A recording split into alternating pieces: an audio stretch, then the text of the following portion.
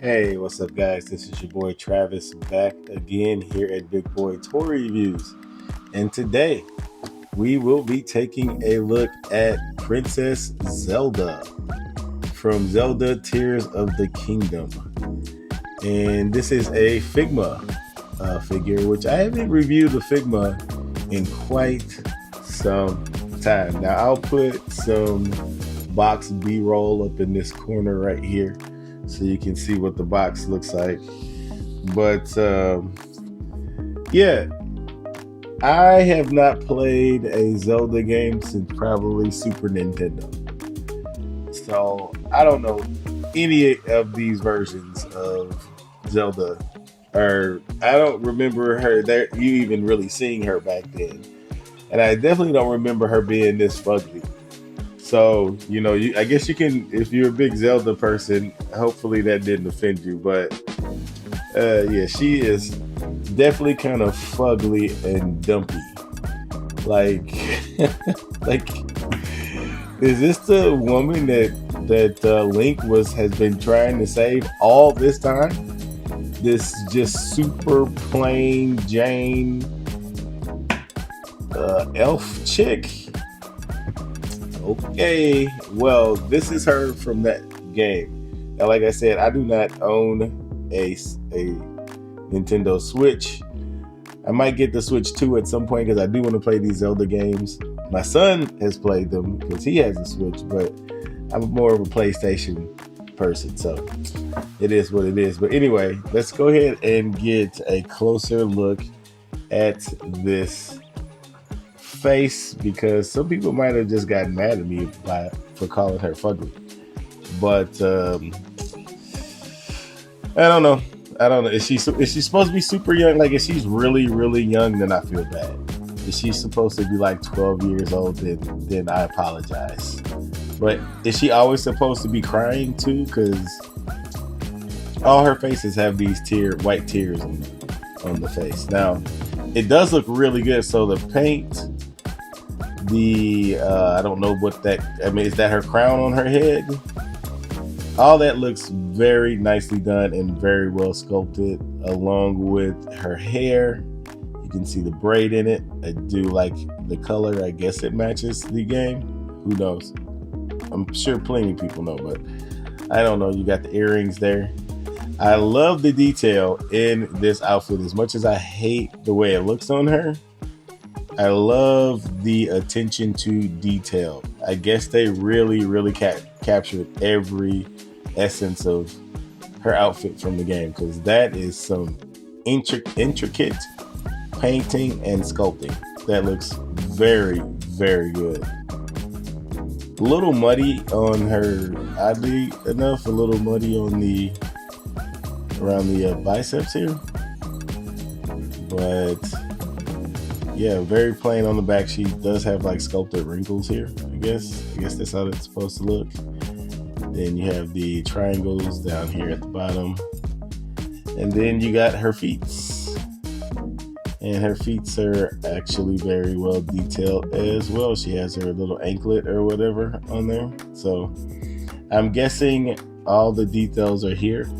There is no shading anywhere. I don't know if that's a thing or not, but it's definitely not a thing on the actual figure itself. But yeah, that's pretty much it. There's not a whole lot going on here. There is a whole lot going on here, but it's not. Once you get past this, there's not too much more going on here. So anyway, that's it for the figure. She looks like the game sprite. I looked up the game, so she looks like the game sprite. So pretty solid figure here. I love Zelda personally, even though I haven't played. So that's why I'm picking up these figures, and not any Zelda lovers. Sorry about calling her fugly. But I forgot this. She does have, what's this? Is this still called the Triforce? She does have that on one hand. So I'm guessing that is something that is part of the game. Oh, we missed her bracelet. Her bracelet here too. She does have her bracelets, which are separate pieces. So definitely want to watch out for those when you're swapping out hands. But yeah, she looks like what she's supposed to. So I think it's pretty solid. Let's go ahead and take a look at her accessories. Okay, and here are all of her accessories, minus your regular Figma stand and like plastic baggie and instructions, I guess. I don't need to show that. If you don't own a Figma, then I mean, you should know by now Figmas always come with stands. Go watch my other videos if you don't know all Figmas come with stands and plastic baggies. But anyway, here are her faces. So we got the closed-eyed face, and we kind of got the regular kind of smiley neutral face. She does come with a plethora of hands. She has the hand with the Triforce symbol on there, and then the hands that don't have it. Then she has, from what I looked up, this is called the Master Sword. So I guess that's the thing. She does have like the praying hands. I guess that would go with the closed eyes. Then she gets the Zelda. The Zelda. Why are we not focusing? Okay, not sure what was going on with my camera, but I couldn't get the focus for some reason. But anyway, we have the Zelda Nintendo Switch, I guess. From what I understand, this is supposed to be like the thing you pull up to see your quest logs and maps and stuff. I don't know why you would need that on the figure. I don't know. But yeah, it didn't come with Link though, so I guess this is something that she hands to him, or do you actually play with her on the game? I don't know. But yeah, that is it for the accessories. All right, so let's go ahead and take a look at her articulation. So you can imagine this is a hard plastic, so there won't be a whole lot going on down here, but up here, let's take a look. Looking up, ain't really happening. Looking down, it's fine. Side to side, it's good. Solid side to side. Her arms can only go up this far. Fortunately, can 360 all the way around. No bicep swivel anywhere. It's kind of in the shoulders, but not really. You kind of get it in the elbow. So yeah, you can get it in the elbow. Single jointed Figma elbow. You either love them or you hate them. They always kind of look ugly. True. They can make double jointed elbows. They just refuse to do it all the time. Ball hinge wrist. As far as the diaphragm joint, and we'll just incorporate this joint here. You can see there's a cut there. So going backwards, this one didn't even do anything. Go back that far. That's not too bad.